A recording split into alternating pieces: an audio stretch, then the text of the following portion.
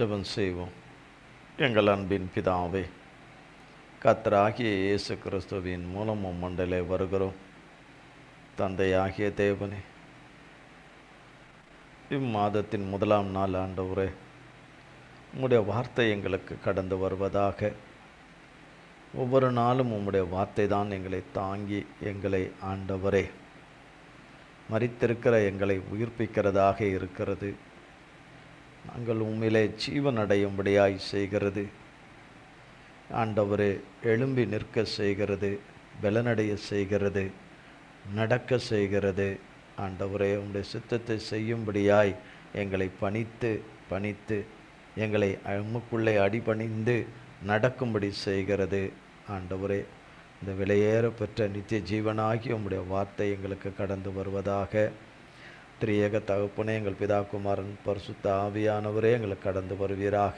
நீ தந்த தகப்பனே, கிறிஸ்துவின் ஆவியானவர் மூலமாய், தகப்பன் மூலமாய் எங்களோடு கூட பேசி எங்களை வழிநடத்தி, ஆண்டவரே, சத்தியமாய் நீர்தான் பேசுகிறீர் என்று அறிந்து உணர்ந்து நாங்கள் உம்மிடத்திலிருந்து பெற்றுக்கொள்ள எங்களுக்கு கிருபை செய்யும். வாரும் ஆவியானவரே, தகப்பனே, பாதம் அணிந்து உம்மை அழைக்கிறோம். அப்பா, வாங்க வாங்க வாங்க என்று கிறிஸ்தேசுவின் நாமத்தினாலே அழைக்கிறோம். ஆண்டவரே, லூயா, நீரே ஆண்டவரே பொறுப்படுத்திக் எங்களை பொறுப்படுத்திக் கொள்ளும், என்னை பொறுப்படுத்திக் கொள்ளும், மண்ணோட்டை மறைத்துக் கொள்ளும்.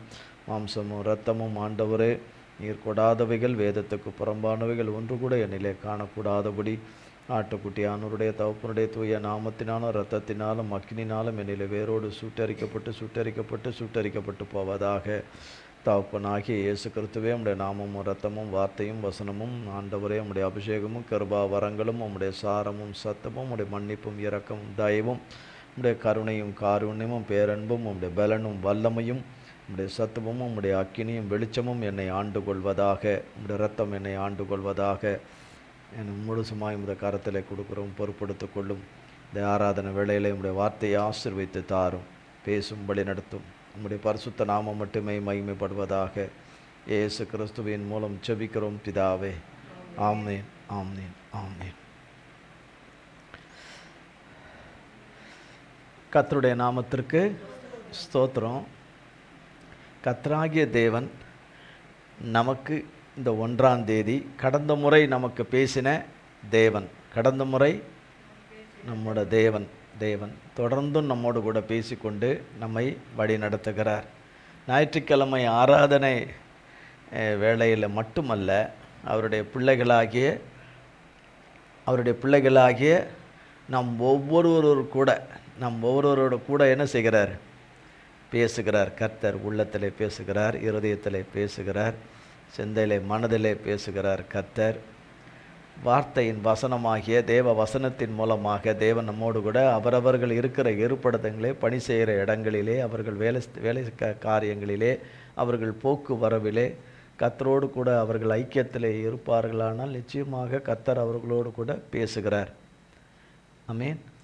பேசி வழி நடத்துகிறார். அந்த சர்வ வல்லமுள்ள தேவன் நம் வாழ்வின் வழியும் சத்தியும் ஜீவனுமாக இருக்கிறார். அவர்தான் நமக்கு வழியே. நம் வாழ்க்கையை நமக்கு வழி தெரியாத இடத்துல வழியை நமக்கு ஏற்படுத்தி கொடுக்கிறவர் அவர்தான் வழியை ஏற்படுத்தி தரணும். அவர்தான் வழியை ஏற்படுத்தி தருவார்.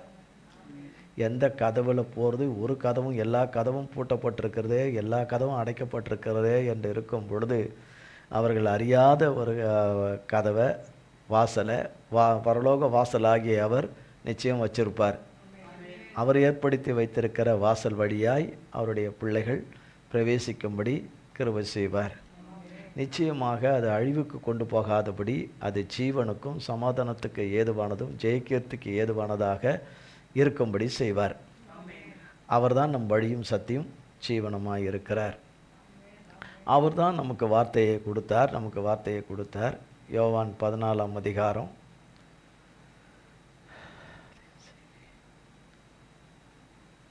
14:13.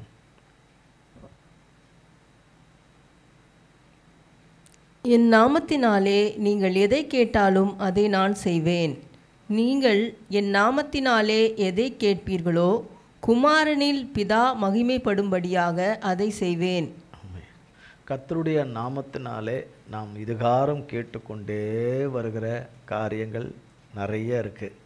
நம்ம ஏசப்பா கிட்ட கேட்குற காரியம் பண பிரச்சனை மட்டுமல்ல, கடன் பிரச்சனைகள் மட்டுமல்ல, இன்னும் என்னென்ன பிரச்சனைகள் இருக்கோ அதுவும் நம் தேவைகள், நம்முடைய தேவைகள், ஆவி, ஆத்மா, சரீரம், பொருளாதாரம், நம்மளுடைய படிப்பு, காரியம், ஊழியம், வியாபாரம், என்னென்ன லைனில் ஒவ்வொருத்தர் இருக்கிறார்களோ, ஒவ்வொருத்தர் என்னென்ன காரியங்களை சந்திக்கிறார்களோ, சவால்களை, பிரச்சனைகளை சந்திக்கிறார்களோ, என்னென்ன தேவைகளிலே குறைவுகளிலே, இல்லாமையிலே, இயலாமையிலே காத்து கொண்டிருக்கிறார்களோ, தேவனுடைய வெளிச்சம் எப்பொழுது வரும், தேவனுடைய கரம் எப்பொழுது வரும், ஏசப்பா எப்போ வருவார், மன்னிப்பார், மீட்பார், விடுவிப்பார், ரட்சிப்பார் என்றும், சத்ருவின் கிரியைகளை அழிப்பார், சத்துருக்களை அழிப்பார் என்றும், இருளை வெளிச்சமாக்குவார் என்றும் காத்திருக்கிற ஒவ்வொருவருக்கும் கர்த்தருடைய நாமத்தினாலே தான் கேட்டுக்கொண்டே இருக்கிறார்கள். வேறே நாமத்தில் கேட்டால் எதுவுமே கிடைக்காது. கர்த்தராகிய இயேசு கிறிஸ்துவின் நாமத்தினாலே அவர்கள் என்ன செய்கிறார்கள்? கேட்கிறார்கள். நாம் ஒவ்வொருவரும் கேட்கிறோம். அதைத்தான் அந்த வசனத்தில் 2 பகுதியும் கீழே கொடுக்கப்பட்டிருக்கிறது. 14ஆம் வசனத்தில் கீழே அதை நான் செய்வேன், அதை நான் செய்வேன். 14:13 அதை செய்வேன், அதை செய்வேன். அப்போ செய்வேன்னு வாக்கு கொடுத்திருக்கிறவர் அவர்தான். செய்வேன் என்று வாக்கு கொடுத்திருக்கிறவர் அவர்தான்.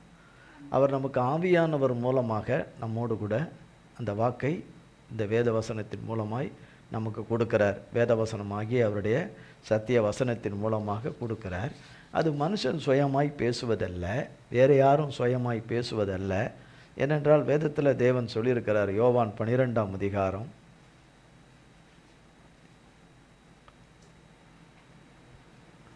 49 கர்த்தரை குறித்து சொல்லப்பட்ட வார்த்தை. 49:50 நான் சுயமாய் பேசவில்லை, நான் பேச வேண்டியது இன்னதென்றும் உபதேசிக்க வேண்டியது இன்னதென்றும் என்னை அனுப்பின பிதாவே எனக்கு கட்டளையிட்டார்.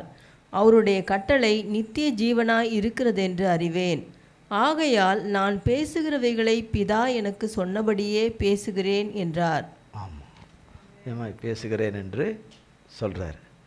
இது யாரும் பேசலை. யார் பேசுகிறா? தேவன் தான் பேசுகிறார். தேவனுடைய ஆவியானவர் தான் பேசுகிறார். ஆவியானவரை குறித்து இங்கே சொல்லுகிறார். யோவான் 14ஆம் அதிகாரம், அதே யோவான் 14ஆம் அதிகாரம், யோவான் 14ஆம் அதிகாரம் 26ஆம் வசனம்.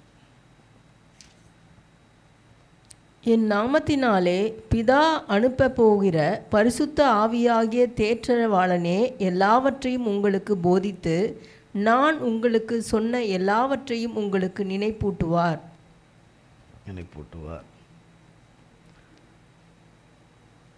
யோவான் 16ஆம் அதிகாரம் 7-8.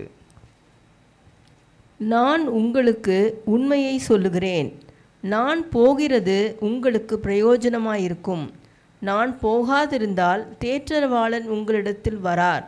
நான் போவேனே ஆகில் அவரை உங்களிடத்திற்கு அனுப்புவேன். அவர் வந்து பாவத்தை குறித்தும் நீதியை குறித்தும் நியாய தீர்ப்பை குறித்தும் உலகத்தை கண்டித்து உணர்த்துவார். சொல்றார். அவர் சொல்ற வார்த்தைகள் அவர் சொல்லவில்லை, அவர் பேசவில்லை, அவர் சொல்லவில்லை, அவர் பேசவில்லை என்று சொல்வோம் ஆகில். யோவான் 12ஆம் அதிகாரம், யோவான் 12ஆம் அதிகாரம் அதுங்க 47-48. ஒருவன் என் வார்த்தைகளை கேட்டும் விசுவாசியாமற் போனால் அவனை நான் நியாயம் தீர்ப்பதில்லை. நான் உலகத்தை நியாயம் தீர்க்க வராமல் உலகத்தை ரட்சிக்க வந்தேன். என்னை தள்ளி என் வார்த்தைகளை ஏற்றுக்கொள்ளாதவனை நியாயம் தீர்க்கிறதொன்றிருக்கிறது. நான் சொன்ன வசனமே அவனை கடைசி நாளில் நியாயம் தீர்க்கும். இவைகளை எல்லாம் தேவன்தான் சொல்லியிருக்கிறார், தேவன்தான் எழுதி வச்சிருக்கிறார், தேவன்தான் எழுதி வச்சிருக்கிறார். அப்போ அதை செய்வேன் என்று சொல்கிறார் கர்த்தர். அதை செய்வேன் என்றால் அவரவருக்கு எத்தனையோ இருக்குது. அவரவருக்கு தேவனோடு கூட எத்தனையோ காரியங்கள், எத்தனையோ ஏராளமான தேவைகள், ஒன்றல்ல ரெண்டல்ல, அவர்களுக்கு அது பட்டியல் அவர்கள் கரத்தில் இருக்குது. அவைகளை எல்லாம் நிறைவேற்றி தருவேன் என்று சொல்லுகிறவர் கர்த்தர் தான். நிறைவேற்றி தருவேன் என்று சொல்லுகிறவர் கர்த்தர் தான். அதற்கு கர்த்தருடைய பிள்ளைகள் கர்த்தரிடத்திலே ஜெபிக்கிறார்கள், கர்த்தரிடத்திலே ஜெபிக்கிறார்கள், விண்ணப்பம் பண்ணுகிறார்கள், உபவாசிக்கிறார்கள், கதறுகிறார்கள், திருவிருந்து எடுத்தும் கதறுகிறார்கள். தங்களை முற்றிலுமாய் தாழ்த்தி தங்களை கர்த்தருடைய நாமத்தினாலே பாவங்களையும் மீறுதல்களையும் அக்கிரமங்களையும் துரோகங்களையும் மன்னியும் கீழ்ப்படியாமையை மன்னியும் செவி கொடாமல் போனதை மன்னியும் உம்மை விட்டு விலகினதை கண்ணியும் உம்மை புறம்பே தள்ளினதை மன்னியும் அந்தவரே தன்னிஷ்டம் போல நடந்ததை மன்னியும் எல்லா மதிகேட்டை மன்னியும் எல்லா புத்தியினத்தை மன்னியும் அறிவினத்தை நம்பியும் மன்னியும் பிசாசின் மனிதர்களை நம்பினதை மன்னியும் எங்களை நாங்களே நம்பினதை மன்னியும் ஆண்டவரே என்று எல்லா விதங்களிலும் இன்னும் கேட்க தெரியாதவைகளிலும் ஆண்டவரே எங்களை தயவாய் மன்னித்து சொல்லாமல் விட்டுவிட்ட காரியத்தையும் ஆண்டவரே உணராமல் விட்டுவிட்ட காரியத்தையும் எங்களுக்கு உணர்த்தி எங்களுக்கு தெரியப்படுத்தி எங்களை மன்னியும் உம்முடைய சித்தத்தை அல்லாமல் இனி வேறு எதையுமே சுயமாய் செய்வதில்லை. தேவனே எங்களை மன்னியும், எங்களுக்கு இரக்கம் பாராட்டும் என்று கதறுகிற ஒவ்வொருவருக்கும் தேவன் இறங்காவிட்டால் அவர் தேவனும் இரட்சகருமாய் இருக்கவே முடியாது. தேவனும் இரட்சகருமாய் இருக்கவே முடியாது. அவர் மன்னித்து இறங்கிறதுனால தான் அவர் சர்வ வல்லமை உள்ள தேவன், மெய்யான இரட்சகர், மீட்பர், இம்மானுவேலர் நம்மோடு கூட இருக்கிறார் என்றால் இம்மானுவேலருடைய கிரியைகள் இருக்கும், இம்மானுவேலருடைய கிரியைகள் செயல்கள் இருக்கும் என்று தான் வேதம் சொல்லுகிறது. மார்க் 11ஆம் அதிகாரம்.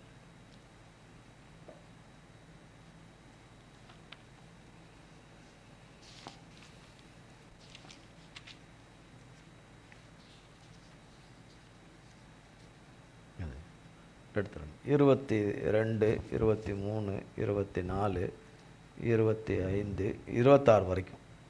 இயேசு அவர்களை நோக்கி, தேவனிடத்தில் விசுவாசம் உள்ளவர்களாயிருங்கள்.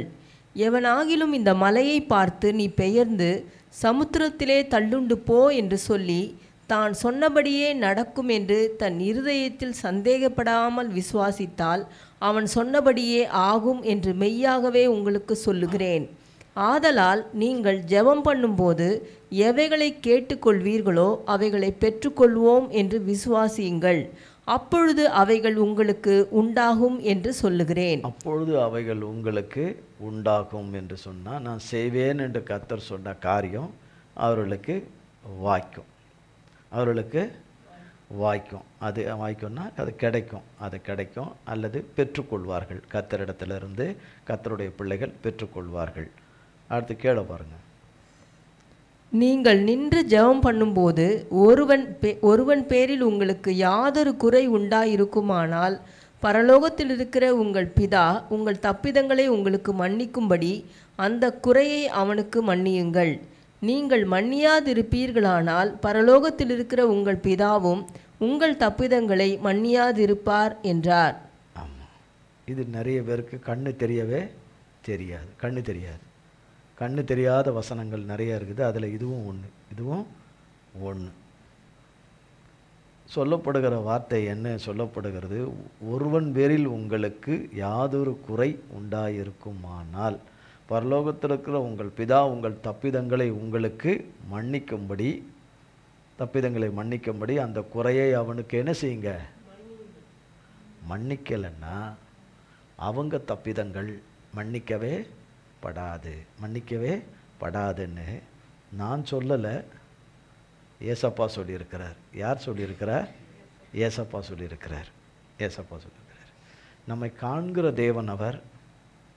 நம்முடைய ஒவ்வொரு அசைவுகளையும் ஒவ்வொரு செயல்களையும் கிரியைகளையும் காண்கிற தேவன் அவர்.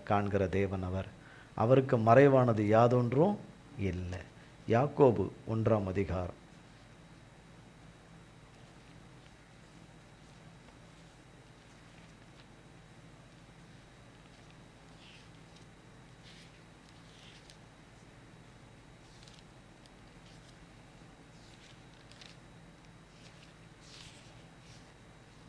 பதினேழாம் வசனம்.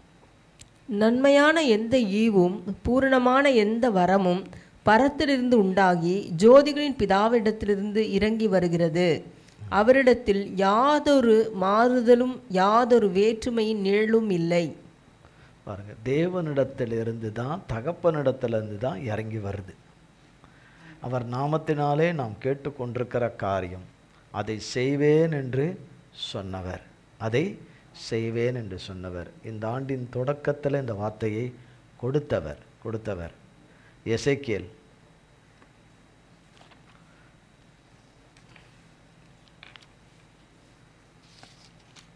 36ஆம் அதிகாரம்.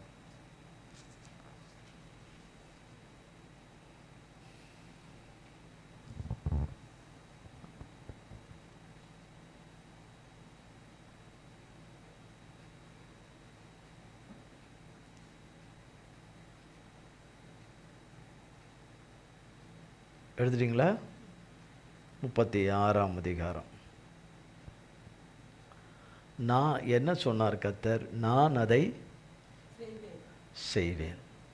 சொன்னது மனுஷன் அல்ல, சர்வத்தையும் சிருஷ்டித்தவர், மனுஷனை உண்டாக்கி மனுஷனுடைய பாவத்துக்காய் ஜீவனை கொடுத்து உயிரோட எழுந்தவர் சொன்ன வார்த்தை அது. மனுஷன் சொல்லுகிற வார்த்தை அல்ல. எசேக்கியேல் 36ஆம் அதிகாரம் 32ஆம் வசனத்திலிருந்து. நான் இப்படி செய்வது உங்கள் ஆரம்பிக்கும் போதே எப்படி ஆரம்பிக்குது? நான் இப்படி செய்வது, நான் அதை செய்வேன்னு சொல்லிட்டார். இப்போ யாரை தான் உழுக்கணும்? எல்லாரும் கர்த்தரை தான் உழுக்கணும்னா அவரை தான் போட்டு கேட்டுக்கிட்டே இருக்கணும், அவரை தான் கேட்டுக்கிட்டு இருக்கணும், அவர் தான் செய்து ஆகணும். மனுஷன் தன்னைத்தானே நாமே விடுவித்து கொள்ள முடியாது. எந்த சூழ்நிலையில் விடுவித்து கொள்ளவே முடியாது. நம்மை மன்னித்து நம்மை தயவாய் விடுவிக்க அவரால் மட்டும்தான் முடியும். தொடர்ந்து அவரை நோக்கி தான் என்ன செய்ய வேண்டியிருக்கு? கேட்டுக்கொண்டே இருக்கணும். கேட்டுக்கொண்டே இருக்கிற நமக்கு கேட்டுக்கொண்டே இருந்து அப்படியே நம் காலம் முடிஞ்சு போவது கிடையாது. எல்லாவற்றையும் அறிந்தவர், காலத்துக்கெல்லாம் அப்பாற்பட்டவர், காலங்களெல்லாம் அவருக்கு எதுவுமே கிடையாது. நமக்கு தான் காலம், நேரம், வேலையெல்லாம், அவருக்கு எதுவுமே கிடையாது. அதுக்கு அப்பாற்பட்டவர். அவர் தான் சொல்கிறார், நான் இப்படி செய்வது உங்கள் நிமித்தமாக அல்லவென்று கர்த்தராகிய ஆண்டவர் சொல்லுகிறார். இது யார் நிமித்தமாக அல்ல? நம்ம நிமித்தமாக அல்ல, அவருடைய பிள்ளைகளாகிய ஒவ்வொருவர் நிமித்தமாக அல்ல என்றார், சொல்லுகிறார். இது உங்களுக்கு அறியப்பட்டிருக்க கடவது. இஸ்ரவேல் வம்சத்தாரே, உங்கள் வழிகளின் நிமித்தம் வெட்கி நாணுங்கள். கர்த்தராகிய ஆண்டவர் சொல்லுகிறது என்னவென்றால், நான் உங்கள் அக்கிரமங்களை எல்லாம் நீக்கி உங்களை சுத்தமாக்கும் காலத்திலே பட்டணங்களில் குடியேற்றுவிப்பேன். அவாந்திரமான ஸ்தலங்களும் கட்டப்படும். பாழாக்கப்பட்ட தேசம் கடந்து போகிற யாவருடைய பார்வைக்கும் பாழாய் கிடந்ததற்கு பதிலாக பயிரிடப்படும். பாழாய் கிடந்த இத்தேசம் ஏதேன் தோட்டத்தை போலாயிற்றென்றும், அவாந்திரமும் பாழும் நிர்மூலமுமாயிருந்த பட்டணங்கள் அரணிப்பானவைகளும் குடியேற்றப்பட்டவைகளுமாய் இருக்கிறது என்றும் சொல்லுவார்கள். இருக்கலாம் என்று சொல்லுவார்கள். ஆமென். அப்படியா? இல்லை, அப்படி சொல்லப்படலை. பாருங்க, பாழாய் கிடந்த இத்தேசம்னா அவருடைய பிள்ளைங்க வாழ்க்கை, பிள்ளைனுடைய வாழ்க்கை. பாழாய் கிடந்த இத்தேசம் என்னவாய் மாறிற்று என்று சொல்லப்படுகிறது. ஏதேன் தோட்டத்தை போல் ஆயிற்று. அவ்வாந்திரமும் பாழும் நிர்மூலமாய் இருந்த பட்டணங்கள், அரணிப்புன்னா எல்லாம் அவ்வளோ பாதுகாப்பு, தேவனுடைய அத்தனை பாதுகாப்பு உடையதாய், தேவனுடைய கண்கள் என்னாலும் இரவும் பகலும் இருந்து தேவனுடைய வார்த்தையும் தேவனுடைய அக்கினி தேவனுடைய வெளிச்சம் எல்லாம் பாதுகாக்கிற ஒரு பெரிய ஒரு பாதுகாப்பு, தேவனுடைய பாதுகாப்பு. அப்படிப்பட்ட அரணிப்பான குடியேற்றப்பட்டவைகளுமாய் இருக்கும் என்று யார் சொல்லுகிறார்? கர்த்தர் சொல்லுகிறார். அங்கே யோவானில் 12ஆம் அதிகாரத்தில் சொன்னார், நான் சுயமாய் சொல்லவில்லை, அவர்தான் சொல்கிறார். அவர் பிதாவுடைய சித்தம் இல்லாமல் சொல்லவே மாட்டார். பிதாவின் சித்தத்தினாலே அவர் நமக்கு சொல்லியிருக்கிற, அவர் மூலமாக அவராலும் நமக்கு சொல்லப்பட்டிருக்கிற இந்த வார்த்தையின்படி அவர் சொல்லுகிறார், அவைகள் குடியேற்றப்பட்டவைகளுமாய் இருக்கும் என்று சொல்லுங்கள். 36 கர்த்தராகிய நான் நிர்மூலமானவைகளை கட்டுகிறேன் என்றும் பாழானதை பயிர் நிலமாக்குகிறேன் என்றும் அப்பொழுது உங்களை சுற்றிலும் உள்ள மீதியான ஜாதிகள் அறிந்து கொள்வார்கள். கர்த்தராகிய நான் இதை சொன்னேன், இதை செய்வேன். இங்கேயும் கடைசியாக என்ன சொல்றாரு? இதை சொன்னேன், இதை செய்வேன்.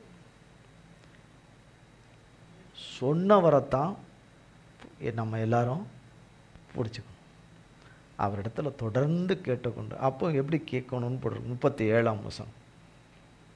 கர்த்தராகிய ஆண்டவர் சொல்லுகிறது என்னவென்றால், இஸ்ரவேல் வம்சத்தாருக்காக நான் இதை அனுக்கிரகம் செய்யும்படி அவர்கள் என்னிடத்தில் விண்ணப்பம் பண்ண வேண்டும். மந்தை பெருகுகிறது போல் அவர்களில் மனிதரை பெருக பண்ணுவேன். ஆமென், ஆமென்.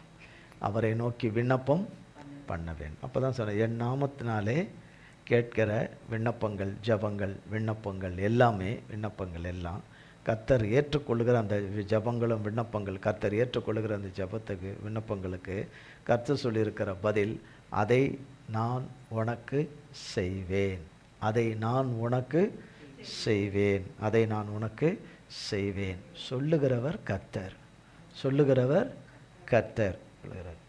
யோசுவாவின் புஸ்தகம் 14ஆம் அதிகாரம். யோசுவா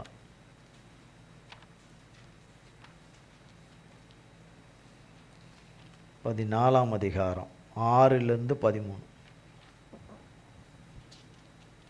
அப்பொழுது யூதாவின் புத்திரர் கில்காலிலே யோசுவாவின் இடத்தில் வந்தார்கள். கேனாசியனான் கில்காலிலே கரெக்டு தான்.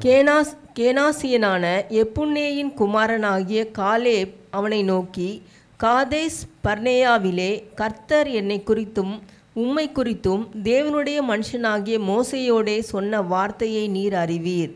தேசத்தை வேவு பார்க்க கர்த்தரின் தாசனாகிய மோசே என்னை காதேஸ் பர்னேயாவிலிருந்து அனுப்புகிற போது எனக்கு 40 வயதாயிருந்தது. என் இருதயத்தில் உள்ளபடியே அவருக்கு மறு செய்தி கொண்டு வந்தேன். ஆனாலும் என்னோடே கூட வந்த என் சகோதரர் ஜனத்தின் இருதயத்தை கரைய பண்ணினார்கள். நானோ என் தேவனாகிய கர்த்தரை உத்தமமாய் பின்பற்றினேன். அந்நாளிலே மோசே, நீ என் தேவனாகிய கர்த்தரை உத்தமமாய் பின்பற்றினபடினால் உன் கால் மிதித்த தேசம் உனக்கும் உன் பிள்ளைகளுக்கும் என்றைக்கும் சுதந்திரமாய் இருக்க கடவது என்று சொல்லி ஆணையிட்டார். இப்போதும் இதோ கர்த்தர் சொன்னபடியே என்னை உயிரோடே காத்தார். இஸ்ரவேலர் வனாந்தரத்தில் சஞ்சரிக்கையில் கர்த்தர் அந்த வார்த்தையை மோசேயோடே சொல்லி இப்போது 45 வருஷமாயிற்று. இதோ இன்று நான் 85 வயதுள்ளவன். மோசே என்னை அனுப்புகிற நாளில் எனக்கு இருந்த அந்த பலன் இந்நாள் வரைக்கும் எனக்கு இருக்கிறது. யுத்தத்திற்கு போக்கும் வரத்துமாய் இருக்கிறதற்கு அப்போது எனக்கு இருந்த பலன் இப்போதும் எனக்கு இருக்கிறது. ஆகையால் கர்த்தர் அந்நாளிலே சொன்ன இந்த மலைநாட்டை எனக்கு தாரும். அங்கே ஏனாக்கியரும் அரணிப்பான பெரிய பட்டணங்களும் உண்டென்று நீர் அந்நாளிலே கேள்விப்பட்டீரே. கர்த்தர் என்னோடு இருப்பாரானால் கர்த்தர் சொன்னபடி அவர்களை துரத்தி விடுவேன் என்றான். அப்பொழுது யோசுவா எப்புன்னேயின் குமாரனாகிய காலேபை ஆசீர்வதித்து எபிரோனை அவனுக்கு சுதந்திரமாக கொடுத்தான். இந்த சம்பவத்தில் இவருடைய 40வது வயதில், காலேப்புடைய 40வது வயதில் கர்த்தர் தம்முடைய தாசன் மூலமாக சொல்லப்பட்ட வார்த்தையை யோசுவாவினிடத்தில் சொல்லுகிறார். கர்த்தர் தன்னுடைய தாசன் மூலமாய் சொன்ன அந்த தாசன் இப்போ இல்லை, அவர் கர்த்தரிடத்தில் இருக்கார். ஆனால் அதற்கு பிறகு வந்த யோசுவா, தலைவனாக ஏற்படுத்தப்பட்ட யோசுவா பிறகு இஸ்ரவேல் ஜனத்தை கர்த்தர் அவரை வழிநடத்தி யுத்தத்தில் எல்லாவற்றிலும் ஜெயத்தை கொடுத்து தேசங்களை எல்லாம் பங்கிட்டு கொடுக்குற ஒரு நேரம், தேசங்களை பங்கிட்டு கொடுக்குற நேரம், கோத்திரங்களுக்கு எல்லாவற்றுக்கும் கோத்திரங்களின்படி பங்கிட்டு கொடுக்குற ஒரு நேரம். அப்படி பங்கிட்டு கொடுத்து வருகிற சூழ்நிலையில் தான் இவர் அவரோடு கூட பேசுகிறார். அப்போ நம்ம 2 பேரும் தானே இருந்தோம், கர்த்தர் அனுப்பின 10 பேரில் இப்போ நம்ம 2 பேரும் இருந்தோமே. அப்போ தேவன் சொன்னாரே, தேவன் சொல்லி நம்மளை அனுப்பினாரே, தேவன் சொன்ன அந்த வார்த்தையை கேளும், தேவன் சொன்ன அந்த வார்த்தையை கேளுன்னு அவருக்கு சொல்கிறார். அதை நினைப்பூட்டி சொல்கிறார். கால் மிதிக்கும் தேசம் எல்லாம் உன்னுக்கும் உன் பிள்ளைகளுக்கும் என்றைக்கும் சுதந்திரமாக இருக்கும் என்று சொல்லி ஆணையிட்டார். கர்த்தர் அந்த வார்த்தையை சொல்லி 45 வருடம் ஆயிற்று. கர்த்தர் சொல்லி எத்தனை வருடம் ஆயிற்று? 40 வயதில் எனக்கு சொன்னது, 40 வயதில் சொன்னது, இப்போ 45 வருடம் ஆயிற்றுன்னா 85 வயசாயிடுச்சு எனக்கு.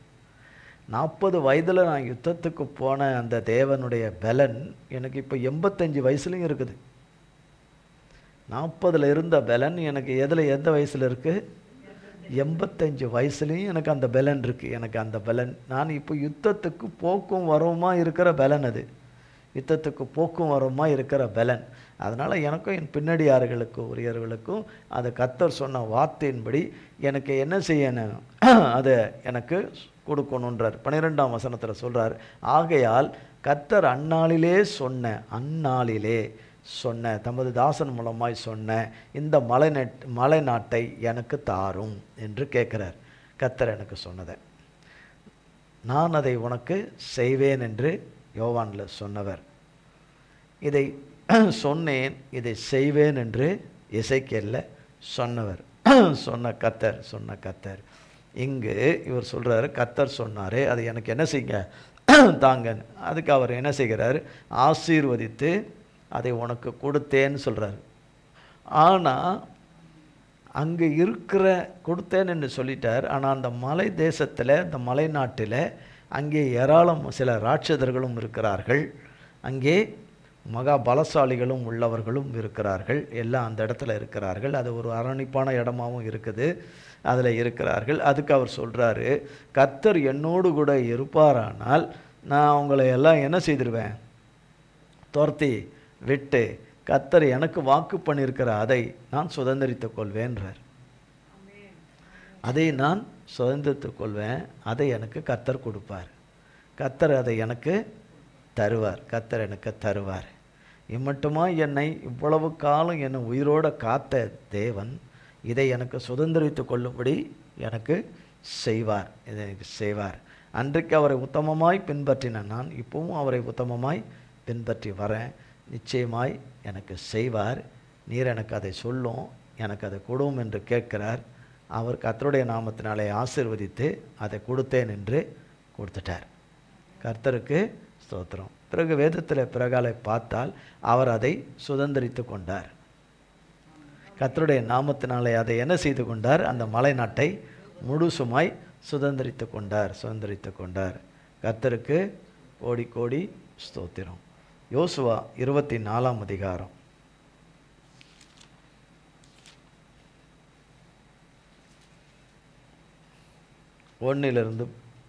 யோசுவா 24ஆம் அதிகாரம் 1-13. பின்பு யோசுவா இஸ்ரவேலின் கோத்திரங்களையெல்லாம் சீகேமிலே கூடிவர பண்ணி இஸ்ரவேலின் மூப்பரையும் தலைவரையும் நியாயாதிபதிகளையும் அதிபதிகளையும் வரவழைத்தான். அவர்கள் தேவனுடைய சந்நிதியில் வந்து நின்றார்கள். அப்பொழுது யோசுவா சகல ஜனங்களையும் நோக்கி, இஸ்ரவேலின் தேவனாகிய கர்த்தர் சொல்லுகிறது என்னவென்றால், பூர்வத்திலே உங்கள் பிதாக்களாகிய ஆபிரகாமுக்கும் நாகோருக்கும் தகப்பனான தேராகு என்பவன் நதிக்கு அப்புறத்திலே குடியிருந்தபோது அவர்கள் வேறே தேவர்களை சேவித்தார்கள். நான் நதிக்கு அப்புறத்தில் இருந்த உங்கள் தகப்பனாகிய ஆபிரகாமை அழைத்து கொண்டு வந்து அவனை கானான் தேசமெங்கும் சஞ்சரிக்க செய்து அவன் சந்ததியை திரட்சியாக்கி அவனுக்கு ஈசாக்கை கொடுத்தேன். ஈசாக்கு யாக்கோபையும் ஏசாவையும் கட்டளையிட்டு ஈசாக்குக்கு யாக்கோபையும் ஏசாவையும் கட்டளையிட்டு ஏசாவுக்கு சேயீர் மலை தேசத்தை சுதந்தரிக்கும்படி கொடுத்தேன். யாக்கோபும் அவன் பிள்ளைகளுமோ எகிப்துக்கு போனார்கள். நான் மோசேயையும் ஆரோனையும் அனுப்பி எகிப்தியரை வாதித்தேன். அப்படி அவர்கள் நடுவிலே நான் செய்த பின்பு உங்களை புறப்பட பண்ணினேன். நான் உங்கள் பிதாக்களை எகிப்திலிருந்து புறப்பட பண்ணின போது சமுத்திர கரைக்கு வந்தீர்கள். எகிப்தியர் ரதங்களோடும் குதிரை வீரரோடும் உங்கள் பிதாக்களை சிவந்த சமுத்திரம் மட்டும் பின்தொடர்ந்தார்கள். அவர்கள் கர்த்தரை நோக்கி கூப்பிட்டார்கள். அப்பொழுது அவர் உங்களுக்கும் எகிப்தியருக்கும் நடுவே அந்தகாரத்தை வரப்பண்ணி சமுத்திரத்தை அவர்கள் மேல் புரளச் செய்து அவர்களை மூடி போட்டார். நான் எகிப்திலே செய்ததை உங்கள் கண்கள் கண்டது. பின்பு வனாந்திரத்தில் அநேக நாள் சஞ்சரித்தீர்கள். அதற்கு பின்பு உங்களை யோர்தானுக்கு அப்புறத்திலே குடியிருந்த எமோரியரின் தேசத்திற்கு கொண்டு வந்தேன். அவர்கள் உங்களோடு யுத்தம் பண்ணுகிற போது அவர்களை உங்கள் கையில் ஒப்பு கொடுத்தேன். அவர்கள் தேசத்தை கட்டிக்கொண்டீர்கள். அவர்களை உங்கள் முகத்தினின்று அழித்து விட்டேன். அப்பொழுது சிப்போரின் குமாரன் பாலாக் என்னும் மோவாபியரின் ராஜா எழும்பி இஸ்ரவேலோடும் யுத்தம் பண்ணி உங்களை சபிக்கும்படி பேயோரின் குமாரனாகிய பீலேயாமை அழைத்தனுப்பினான். பீலேயாமுக்கு செவி கொடுக்க எனக்கு சித்தம் இல்லாததினாலே அவன் உங்களை ஆசீர்வதிக்கவே ஆசீர்வதித்தான். இவ்விதமாய் உங்களை அவன் கைக்கு தப்புவித்தேன். பின்பு யோர்தானை கடந்து எரிகோவுக்கு வந்தீர்கள். எரிகோவின் குடிகளும் எமோரியரும் பெரிசியரும் கானானியரும் ஏத்தியரும் கிர்காசியரும் ஏவியரும் எபூசியரும் உங்களுக்கு விரோதமாக யுத்தம் பண்ணினார்கள். ஆனாலும் அவர்களை நான் உங்கள் கையிலே ஒப்பு கொடுத்தேன். எமோரியரின் 2 ராஜாக்களையும் உங்கள் பட்டயத்தாலும் உங்கள் வில்லாலும் நீங்கள் துரத்தவில்லை. நான் உங்களுக்கு முன்பாக குளவிகளை அனுப்பினேன்.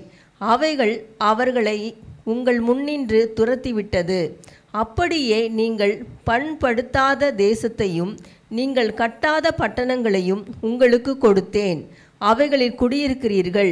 நீங்கள் நடாத திராட்சை தோட்டங்களின் பலனையும் ஒலிவத் தோப்புகளின் பலனையும் புசிக்கிறீர்கள் என்றார். அவ்வளோதான். இந்த பகுதியில் நிறைய வேதத்தின் சம்பவங்கள் எல்லாமே உள்ளடக்கின ஒரு பகுதியாக யோசுவா 24ஆம் அதிகாரம் வந்துவிடும். யோசுவாவின் 24ஆம் அதிகாரத்தில் வந்துடுது. பின்பு யோசுவா இஸ்ரவேலின் கோத்திரங்களை எல்லாம் சீகேமிலே கூடி வர பண்ணி இஸ்ரவேலின் மூப்பரையும் தலைவர்களையும் நியாயாதிபதிகளையும் அதிபதிகளையும் வரவழைத்தான். அவர்கள் தேவ சந்நிதியில் வந்து நின்றார்கள்.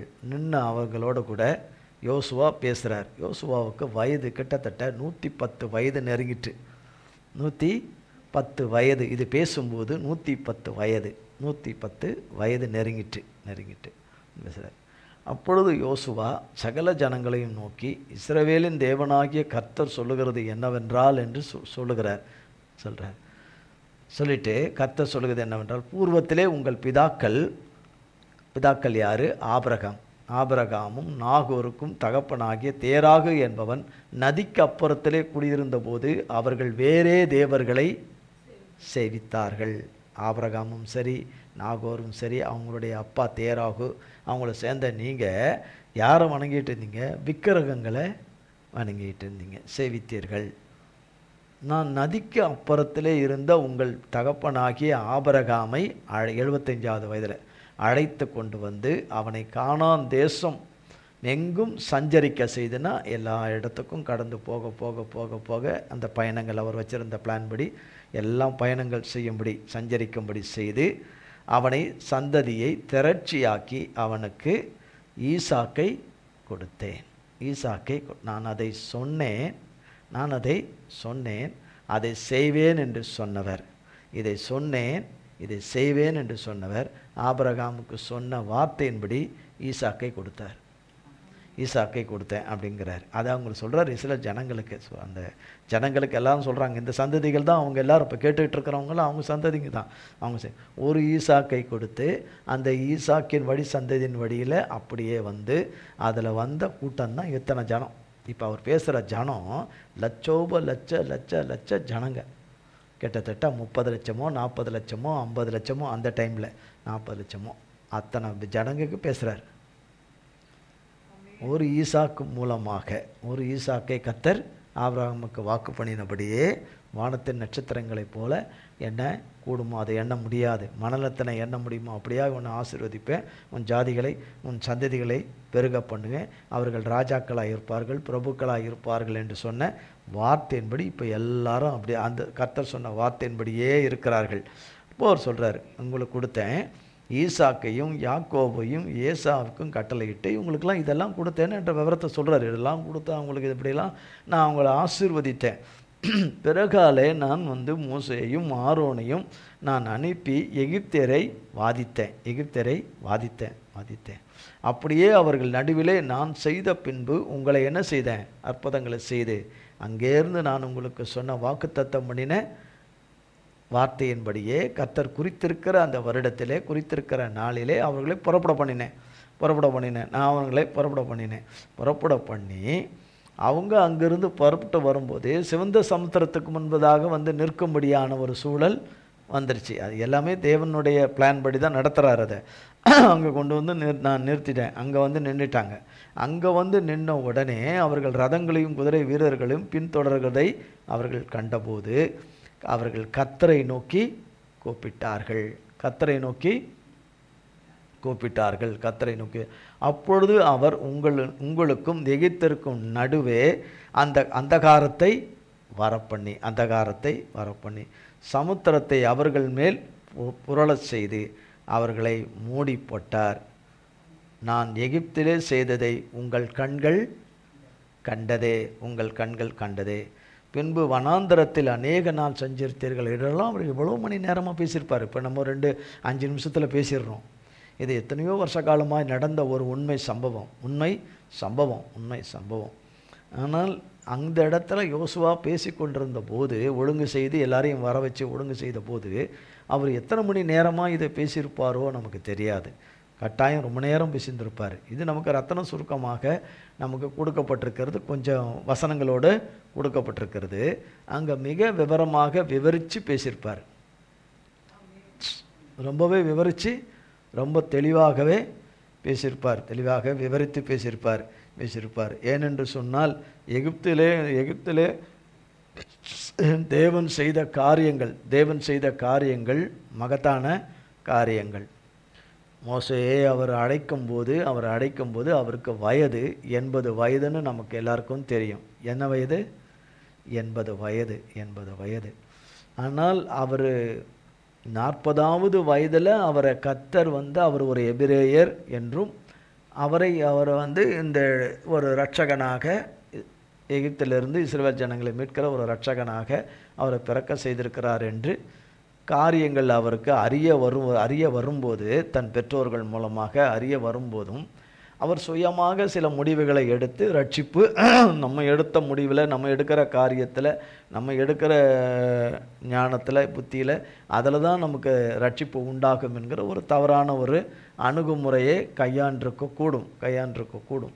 அப்படி கையாண்டதன் நிமித்தமாக தான் ஒரு எகிப்தினை அவர் கொன்று போட்டு விடுகிறார். பிறகு அங்கிருந்து தப்பித்து மீதியான் தேசத்துக்கு போயிடுறார். அங்கே இருந்து பிறகு எத்ரோ என்பவருடைய மகளை திருமணம் செய்து அங்கே வாழ்ந்து கொண்டிருக்கிறார் 40 ஆண்டு காலம். 80வது வயதில் கர்த்தர் முட்செடியில் அவனுக்கு தரிசனமானார். மோசேக்கு தரிசனமானார். கர்த்தர் அவருக்கு வாக்கு கொடுத்து அவருக்கு எல்லா காரியத்தையும் அவருக்கு சொல்லி, நீ போ, நான் உன்னோடு கூட இருப்பேன் என்று சொல்லி, அப்புறம் உங்கள் நாமம் என்னன்னு கேட்டால் நான் என்ன சொல்கிறது? இருக்கிறவர் என்கிற நான் பேரை சொல்கிறார். இருக்கிறவர் என்று சொல்லி அவருடைய கோலெல்லாம் அற்புதத்தின் கோலாக அதை கையில் கொடுத்து வாக்குத்தத்தத்தையும் கொடுத்து, நான் தனங்களுடைய கண்ணீரை கண்டேன், அவர்களை கூப்பிடுதலை அழுகையை கேட்டேன், அவர்களுக்கு இறங்கினேன் என்று சொல்லி அவர்களை நான் அங்கே வந்து விடுவித்து கூட்டு வருவேன். நீங்கள் இங்கே வந்து இந்த மலையில் வந்து ஆராதனை செய்வீங்க எல்லாம் கர்த்தர் எல்லாம் சொல்கிறாரு. ஆனாலும் அவர் கொஞ்சம் கேட்கறதுக்கு மறுக்கிறாரு, கொள்கிறாரு. பிறகு எதிர்த்து சில காரியங்களை சொல்கிறாரு. தேவனுடைய கோபத்துக்கும் ஆளாகிறார். ஆனாலும் தேவன் கிருபையாக அவரை தப்பு பண்ணுறாரு. அவருக்கு பேசுகிறது நான் திக்குவாயி அது இதுன்னு சொல்கிறாரு. நீங்கள் அங்கே போய் வாசித்தீங்கன்னா தெரியும். பிறகுதான் உன் சகோதரனாகி ஆரோனை உனக்கு என்னவா கொடுப்பேன்? உனக்கு வாயாக இருந்து அது பேசுகிறதுக்கு ஆரோனை உனக்கு கொடுக்குறேன், அவன் உன்னை நோக்கி வருவான்னு சொல்லிடுறாரு கர்த்தர். இதெல்லாம் சொல்லி தான் அங்கே பார்வோன் இடத்துக்கு அனுப்பி வைக்கிறாரு. பார்வோன் எப்படிப்பட்டவன்? பொல்லாதவன், அவன் எருமார்ப்பு உள்ளவன், அவன் வந்து அவளை இணங்க மாட்டான், அவளை இசைய மாட்டான் என்பதை கொஞ்சம் அவனுக்கு இருந்த காலங்களில் இவர் அறிந்திருந்ததுனால சொல்கிறாரு. உண்டாக்கினவருக்கு அது அதிகமாக தெரியும். பிறகு அங்கே கர்த்தர் சொல்லியிருக்கிறார், அவருடைய ஜனத்தை நீ விடு, நாங்கள் போய் ஆராதனை செய்யணும் கொள்ளணும்னு சொல்லும்போது அவன் விடமாட்டேங்கிறான் என்பது எல்லாருக்கும் தெரியும். விடமாட்டேன் என்று அவன் இருதயம் கடினப்படுகிறது. கர்த்தர் தான் அவன் இருதயத்தை கடினப்படுத்துறதாக வேதத்தில் எழுதப்பட்டிருக்கிறது. ஆமென். எழுதப்பட்டிருக்கிறது. ஆனாலும் இப்படி ஒவ்வொன்றா சொல்ல சொல்ல சொல்ல எனக்கு அது ரொம்ப ஈஸியாக முடிஞ்சிரும்னு நினச்சாரு. ஆனால் இல்லை, அது காட்ஸ் பிளான், கர்த்தருடைய பிளான் படி தான் நடக்கும். அந்த பிளானை யாராலையும் மாற்ற முடியாது என்பது அவருக்கும் தெரியாது, இன்றைக்கு நமக்கும் தெரியாது, அன்றைக்கு அவருக்கும் தெரியாது. அவருடைய பிளான் படியே தான் 10 வாதைகளை அனுமதித்தார். வாதைகள் ஒவ்வொன்றாய் அது பண்ண இஸ்ரவேல் ஜனங்களுக்கு கொடுமைகள் அதிகமாகிட்டே இருந்தது. கொடுமைகள், வேலைகள், தாங்க முடியாத பலுக்கள், தாங்க முடியாத நிலைமைகள், தாங்கிக் கொள்ளவே முடியாத நிலைமைகள், சகித்து கொள்ளவே முடியாத நிலைமைகள், பொறுத்து கொள்ளவே முடியாத நிலைமைகள், இருக்கவே முடியாதுங்கிற நிலைமைகள் அதிகமாகிக்கொண்டே போகிறது. ஆனால் ஒரு பக்கம் வாதைகள் வந்து கொண்டே இருக்கிறது. வாதைகள் எகிப்தியருக்கு, வாதைகள் பார்வோனுக்கும் அவனை சேர்ந்தவர்களுக்கும். கடைசியில் தலைச்சன் பிள்ளையை சங்கரித்து கர்த்தர், கடைசி வாதை, தலைச்சன் பிள்ளையை சங்கரித்து தம்முடையவர்களை ஆட்டுக்குட்டியான ஒரு இரத்தத்தினாலே வந்தவர்களை தேவன் பாதுகாத்து ஜனங்களை வெளியே கொண்டு வந்தார். இதையெல்லாம் அங்கே சொல்லியிருப்பார். இவர் ஜனங்களுக்கு எல்லாம் விவரத்தை சொல்லியிருப்பார், எடுத்து சொல்லியிருப்பார். ஏன்னா எல்லா விவரத்தையும் போட்டால் எழுத புஸ்தகம் பத்தாது. இதையெல்லாம் சொல்லி தான் ஒன்றுனா நம்மளெல்லாம் இப்படி கொண்டு வந்தாரே, எல்லார் கைக்கும் ஒப்புக்கூடாதபடி தப்பு வச்சு இன்றைக்கி கர்த்தர் கொடுத்த வாக்குத்தத்தம் பண்ணின தேசத்துக்குள்ளே, கர்த்தர் கொடுத்துருக்கிற சுதந்திரத்துக்குள்ளே நம்ம எல்லாரும் வந்திருக்கிறோம். இப்போ எல்லாருக்கும் அவரவர்களுக்குரியது இப்போ இருக்குது என்று சொல்லிட்டு கர்த்தருடைய நாமத்தை மகிமைப்படுத்துகிறார். அப்போ நான் இதை செய்வேன் என்று சொன்னார் இஸ்ரவேல் ஜனங்களுக்கு அன்றைக்கு. இன்றைக்கும் நமக்கும் அதே தான் சொன்னார், நான் இதை செய்வேன் என்று. இன்றைக்கு வரைக்கும் அவர் செய்த மாதிரி தெரியல, அவர் நமக்கு தந்த மாதிரி தெரியல, கொடுத்த மாதிரி தெரியல, வாக்கியம் செய்த மாதிரி தெரியல. ஆனால் நிச்சயமாக கர்த்தர் சொன்ன வார்த்தை நிறைவேறும். கர்த்தருடைய பெயரை கொண்டு யாராவது பெயரை கொண்டு பொய் சொல்லியிருந்தால் நிறைவேறாது. ஆனால் கர்த்தர் சொல்லியிருந்தால் நிறைவேறும். நான் சொன்னேன், அதை செய்வேன் என்று சொல்லியிருக்கிறார். எந்த நேரமும் செய்யக்கூடியவர், செய்து வைத்திருக்கிறவர், அதை சரியானபடி தந்துடுவார். அவருடைய பிள்ளைகளுக்கு செய்து முடிப்பார். நாம் ஒவ்வொருவரையும் சத்ருவின் கரத்துக்கு கொடுத்துடவே மாட்டார் என்று நாம் நம்புவோம். சத்ருவின் விருப்பத்துக்கும், கொடூரர்களுடைய விருப்பத்துக்கும், கொடூருடைய வழிகளுக்கும், கிரியைகளுக்கும், அழிவுகளுக்கும், மோசங்களுக்கும் நம்மை ஒப்பு கொடுத்துடவே மாட்டார். நம்மை அவருடைய பற்களுக்கு ஒப்பு கொடாது இருக்கிற தேவனுக்கு கோடி கோடி ஸ்தோத்திரம். கர்த்தராகிய தேவன் இந்த நாளிலே இந்த வார்த்தையை நமக்கு தந்து, இந்த வார்த்தையை நமக்கு கர்த்தர் ஆசீர்வதித்திருக்கிறார். கர்த்தர் இந்த வார்த்தையை நமக்கு ஆசீர்வதித்து கொடுத்திருக்கிறார். இந்த வார்த்தையின்படியே கர்த்தர் நமக்கு செய்வாராக. அவர் சொன்ன வார்த்தையை அவருடைய ஜனமாகி, அவருடைய பிள்ளைகளாகிய நம் ஒவ்வொருவருக்கும் கர்த்தர் நிறைவேற்றுவாராக. கர்த்தர் நிறைவேற்றி தம்முடைய நாமத்தை மகிமைப்படுத்துவாராக. கர்த்தர் இந்த வார்த்தைகளை எல்லாம் நமக்கு ஆசீர்வதிப்பாராக. ஜெபம் செய்வோம். எங்கள் அன்பின் பிதாவே, கர்த்தராகிய இயேசு கிறிஸ்துவின் மூலமும் மண்டலே வருகிறோம். தந்தையாகிய தேவனே, இந்த மகா பரிசுத்த இந்த நாளின் காலை வேளையிலே ஆண்டவரே, தேவரீர் உம்முடைய திருக்கரம் அமர்ந்து, உம்முடைய ஆண்டவரே ஆவியானவர் எங்களிலே இருந்து அசைவாடி ஆளுகை செய்து தகப்பனே எங்கள் ஒவ்வொருவரையும் ஆட்கொண்டு இந்த நாளின் காலை ஆராதனையிலே பங்கு பெறவும், உம்மை ஆண்டவரே பாடி துதித்து உமது வார்த்தையை கேட்கவும், ஆண்டவரே உம்முடைய பிரசன்னத்துக்குள்ளே கடந்து வரவும், ஆண்டவரே இந்த ஸ்லாக்கியத்தை பெற்றுக்கொள்ளவும் எங்கள் ஒவ்வொருவருக்கும் நீர் மகா பெரிய கிருபையும் இரக்கத்தையும் பாராட்டியிருக்கிறீரப்பா. எங்களுடைய உள்ளான காரியங்கள், தேவைகள் எல்லாம் உமக்கு, எதிர்பார்ப்புகள் எல்லாம் உமக்கு தெரியும் ஆண்டவரே. அதை எல்லாம் செய்து கிரகிக்க முடியாத அற்புதங்களை, அதிசயங்களை செய்து தொய்ந்து போன ஆண்டவரே, முற்றிலுமாய் தொய்ந்து போன, குலைந்து போன உள்ளங்களை எல்லாம் எங்களை எடுப்பித்து நிலைநிறுத்தி எங்களை நீர் செய்கிற அற்புத கிரியைகளினாலே எங்களை மகிழ பண்ணும். வார்த்தையில் உண்மை உள்ள தேவன் என்கிற உம்முடைய செயலினாலே எங்களை ஆண்டவரே, எங்களை உயிரடைய செய்து, பலனடைய செய்து, உற்சாகம் அடைய செய்து, உம்முடைய சேனைகளாய் உம்முடைய சித்தத்தை மட்டுமே செய்ய எங்களுக்கு இந்த ஒரு வாய்ப்பை எங்களுக்கு தாரும் ஆண்டவரே. எங்களுக்கு இந்த வாய்ப்பை தாரும். ஒருபோதும் ஆண்டவரை இனி ஆண்டவரை சத்ருவாகிய சாத்தானுக்கும் செழுந்து போன சேனைகளுக்கும் அவனுக்கு விற்று போட்ட சேனைகளுக்கும் ஒருபோதும் ஆண்டவரை எங்களுக்கும் ஆண்டவரை ஒருபோதும் கொடாதபடி நீர் சொன்னவைகளை மட்டுமே செய்து உமது நாமத்தினாலே உம்மாலே நிலைத்து ஆண்டவரை வாழ எங்களுக்கு கிருபை செய்யும். இந்த அரிய வாய்ப்பை எங்களுக்கு ஒவ்வொருவரையும் தந்து எங்களை காத்துக்கொள்ளும். தீமைக்கு ஒருபோதும் ஒப்புக்கூடாதவரே, தீமையை அழிக்கிறவரே, பேராபத்துக்களை அழிக்கிறவரே ஆண்டவரே.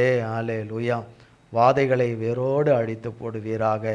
சத்ருவின் சூழ்ச்சிகள், வஞ்சகங்கள், வன்மங்கள், அவர்களுடைய கொடூர கட்டவிழ்ப்புகள், ஆயுதங்கள் ஒன்று கூட வாய்க்காதபடி, எங்கள் ஒருவரையிலும் வாய்க்காதபடி அழித்து போட்டு உமது நாமத்தை மகிமைப்படுத்தும் ஆண்டவரே. எந்த விதத்திலும் சத்ரு எங்களை ஏமாற்றாதபடி, சத்ருவின் சேனைகள் ஏமாற்றாதபடி, துன்மார்கள் ஏமாற்றாதபடி ஆண்டவரை உம்முடையதை உம்முடைய பிள்ளைகள் யாவரும் சுதந்திரித்து உமக்குள்ளே ஆண்டவரை உம்முடைய காணியாட்சிக்குள்ளே எங்கள் கர்த்தராகிய இயேசு கிறிஸ்து என்னும் காணியாட்சிக்குள்ளே நாங்கள் வாழ்ந்திருக்க ஒவ்வொருவரும் ஆண்டவரை ஒவ்வொருவருடைய ஜீவனம் பிழைத்து வாழ்ந்திருக்க கிருபை செய்யும். ஒவ்வொரு எல்லைகளையும் சுதந்திரங்களையும் அவர்களுடைய ஆண்டவரை கண்மணியாய் காத்துக்கொள்ளும். உம்முடைய கல்வாரி இரத்தத்திலே எங்களை அத்தனை பேரையும் ஒப்புக் கொடுக்கிறோம். தொடர்ந்து கரம் பிடித்து வழிநடத்தி பாதுகாத்து வழிநடத்தி ஆசீர்வதியும். இயேசு கிறிஸ்துவின் மூலம் ஜெபிக்கிறோம் பிதாவே. ஆமென், ஆமென், ஆமென், ஆமென். என் ஆத்துமாவே கர்த்தரை ஸ்தோத்திரி, என் முழு உள்ளமே பரிசுத்த நாமத்தை ஸ்தோத்திரி. என் ஆத்துமாவே கர்த்தரை ஸ்தோத்திரி, கர்த்தர் செய்த சகல உபகாரங்களை மறவாதே. ஆமென், ஆமென். கர்த்தராகிய இயேசு கிறிஸ்துவின் கிருபையும் பிதாவாகிய தேவனுடைய அன்பும் பரிசுத்த ஆவியானவருடைய அந்யோன்ய ஐக்கியமும் பராமரிப்பும் பாதுகாவலும் நம் அனைவரோடு கூட சதா காலங்களுக்கும் நிலைத்திருப்பதாக. ஆமென், ஆமென், ஆமென். நாம் திருவிருந்து